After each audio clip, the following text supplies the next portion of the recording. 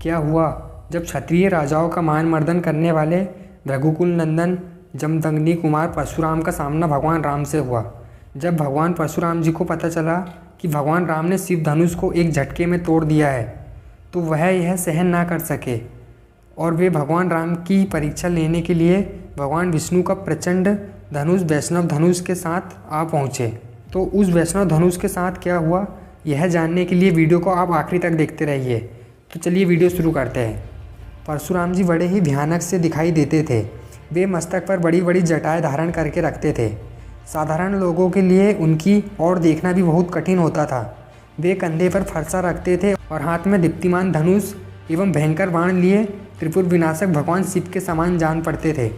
वहां पहुंचकर वह भगवान श्री राम से इस प्रकार कहते हैं, दशरथ नंदन श्री राम वीर, सुना जाता है तुम्हारा पराक्रम अद्भुत है। तुम्हारे द्वारा शिव धनुष के तोड़े जाने का समाचार मेरे कानों में पड़ चुका है। उस धनुष का तोड़ना अद्भुत है। उसके टूटने की बात सुनकर मैं एक दूसरा उत्तम धनुष लेकर आया हूँ। नरश्रेष्ठ, इनमें से एक को देवताओं ने त्रिपुरासुर से युद्ध के लिए भगवान शंकर को दे दिया था, जिनसे त्रिपुरासुर का नाश हुआ था। वह वही धनुष था जिसे तुमने तोड़ डाला है। और दूसरा धनुष यह है जो मेरे हाथ में है। इसे श्रेष्ठ देवताओं ने भगवान विष्णु को दिया था।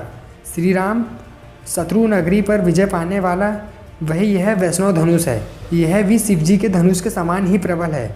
उन दिनों समस्त देवताओं ने भगवान शिव और विष्णु के बलाबल की परीक्षा के लिए पितामह ब्रह्मा जी से पूछा था कि इन दोनों देवताओं में कौन अधिक बलशाली है।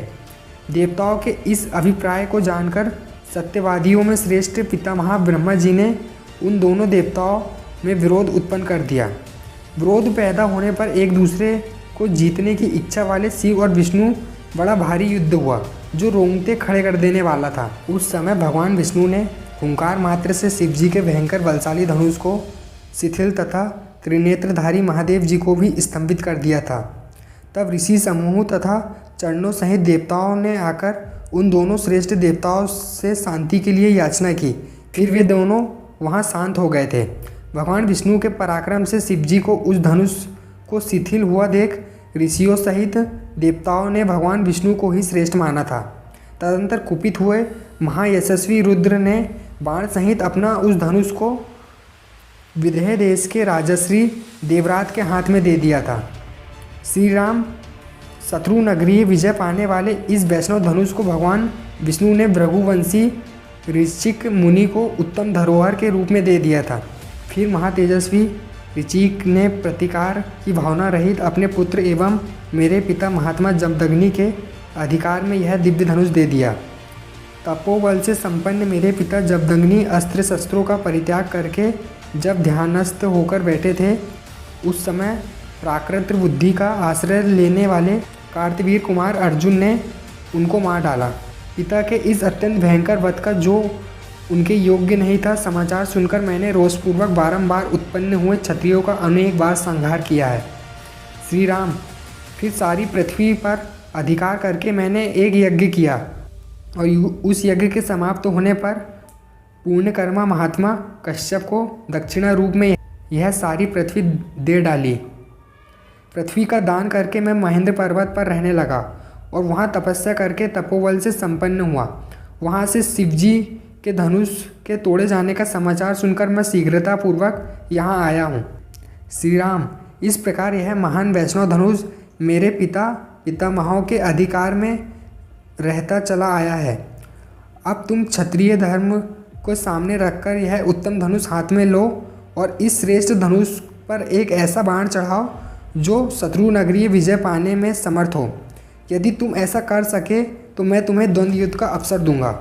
दशरथ नंदन श्री राम चंद्र जी अपने पिता के गौरव का ध्यान रखकर संकोचवश वहाँ कुछ बोल नहीं रहे थे, परंतु जमदग्नि कुमार परशुराम जी की बात सुनकर उस समय वे मौन न रह सके। उन्होंने परशुराम जी से कहा, भृगुनंदन ब्राह्मण, आपने पिता के मारने वाले का वध करके वैर का बदला चुकाने की भावना लेकर जो क्षत्रिय संहार रूपी कर्म किया है उसे मैंने सुना है और हम लोग आपके उस कर्म का अनुमोदन भी करते हैं, क्योंकि वीर पुरुष वैर का प्रतिशोध लेते ही है। भार्गव, मैं क्षत्रिय धर्म से युक्त हूँ, इसलिए आप ब्राह्मण देवता के समक्ष विनीत रहकर कुछ बोल नहीं रहा हूँ, तो भी आप मुझे पराक्रमहीन और असमर्थ सा मानकर मेरा तिरस्कार कर रहे हैं। अच्छा, अब मेरा तेज और पराक्रम देखिए। ऐसा कहकर शीघ्र पराक्रम करने वाले श्री रामचंद्र जी ने कुपित हो परशुराम जी के हाथ से वह उत्तम धनुष और बाण ले लिए। साथ ही उनसे अपनी वैष्णवी शक्ति भी वापस ले ली। उस धनुष को चढ़ाकर श्री राम जी ने उसकी प्रत्यंचा पर बाण रखा।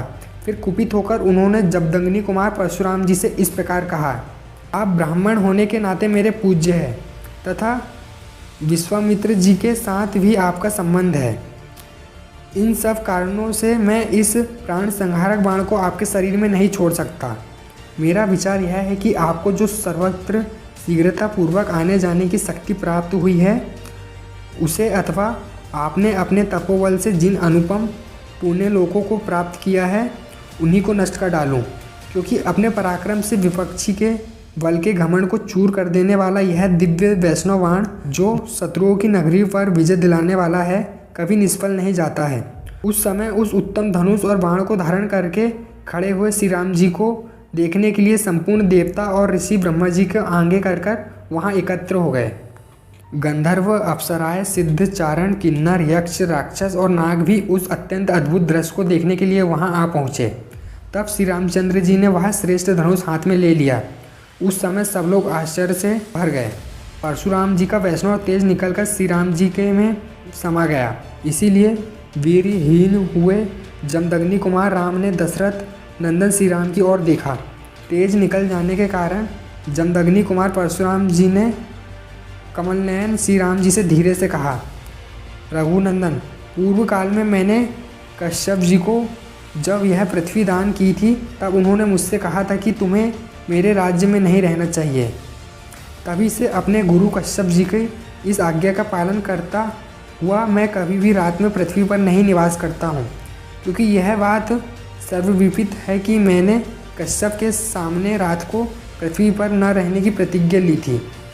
इसलिए वीर राघव, आप मेरी इस गमन शक्ति को नष्ट न करें। मैं मन के समान वेग से अभी महेंद्र नामक श्रेष्ठ पर्वत पर चला जाऊंगा, परंतु श्री राम, मैंने अपनी तपस्या से जिन अनुपम लोगों पर विजय पाई है उन्हीं को आप इस श्रेष्ठ बाण से नष्ट कर दो। अब इसमें विलंब नहीं होना चाहिए। शत्रुओं का संताप कर देने वाले वीर, आपने जो इस धनुष को चढ़ा दिया है, इससे मुझे निश्चित रूप से ज्ञात हो गया है कि आप मधु दैत्यों को मारने वाले अविनाशी देवेश्वर विष्णु ही हों। आपका कल्याण हो। ये सब देवता एकत्र होकर आपकी ओर देख रहे हैं। आपके कर्म अनुपम हैं। युद्ध में आपका सामना करने वाला दूसरा कोई नहीं है। आपके सामने जो मेरी असमर्थता प्रकट हुई है यह मेरे लिए लज्जाजनक नहीं हो सकती, क्योंकि आप त्रिलोकीनाथ श्री हरि ने मुझे पराजित किया है। उत्तम व्रत का पालन करने वाले श्री राम, अब आप अपना अनुपम बाण छोड़िए। इसके छूटने के बाद ही मैं श्रेष्ठ महेंद्र पर्वत पर जाऊंगा। जमदग्नि कुमार परशुराम जी का ऐसे कहने पर प्रतापी दशरथ नंदन श्री राम जी ने उस बाण को छोड़ दिया। अपनी तपस्या द्वारा अर्जित किए हुए पुण्य लोकों को श्री राम जी द्वारा चलाए गए उस बाण से नष्ट हुआ देखकर परशुराम जी शीघ्र ही उत्तम महेंद्र पर्वत पर चले गए। उनके जाते ही समस्त दिशाओं से अंधकार दूर हो गया। उस समय ऋषि सहित देवता उत्तम आयुधधारी श्री राम जी की भूरी भूरी प्रशंसा करने लगे। तो आज की वीडियो यहीं ख़त्म होती है। अगर आपको वीडियो पसंद आया है तो वीडियो को लाइक और चैनल को अवश्य सब्सक्राइब करें। धन्यवाद।